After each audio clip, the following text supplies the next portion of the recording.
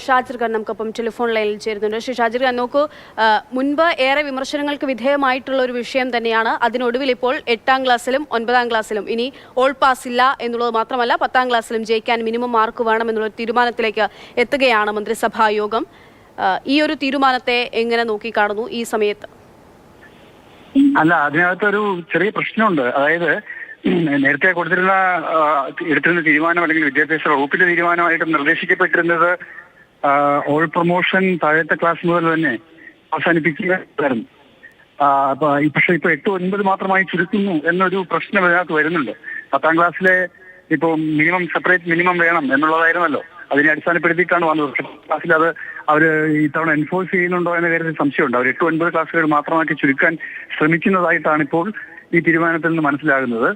All promotion പാടില്ല എന്നത് ഏകദേശം 20ഓളം സംസ്ഥാനങ്ങൾ നൽകിയിട്ടുള്ള സബ്മിഷനിലുണ്ട്. പക്ഷെ കേരളം അതിനോട് ഇപ്പോഴും ഓൾ പ്രൊമോഷൻ എന്ന് പറയുന്നത് ഫോളോ ചെയ്യുന്നത്.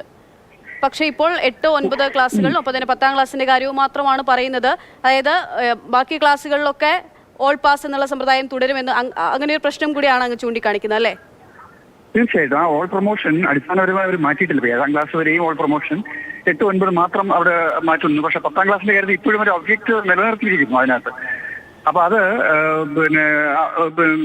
നേരത്തെ സബ്മിറ്റ് ചെയ്തിരുന്ന വിദ്യാഭ്യാസ വകുപ്പ് നിർദ്ദേശിക്കുകയും അത് പ്രകാരം ഗവൺമെന്റ് മുഖ്യമന്ത്രിയും തീരുമാനം എടുക്കുമെന്നും പറഞ്ഞതിനകത്ത് ഒരു ചെറിയ കോംപ്രമൈസ് വന്നു എന്നാണ് എനിക്ക് തോന്നുന്നത്. ഇപ്പൊ ഈ തീരുമാനം കേൾക്കുമ്പോൾ തോന്നുന്നത്, കാരണം 10ാം ക്ലാസ്സിൽ സെപ്പറേറ്റ് മിനിമം കൊണ്ടുവരണം, അടുത്ത വർഷം മുതൽ അത് കൊണ്ടുവരും എന്നൊരു വാഗ്ദാനമാണല്ലോ പറഞ്ഞിരുന്നത്.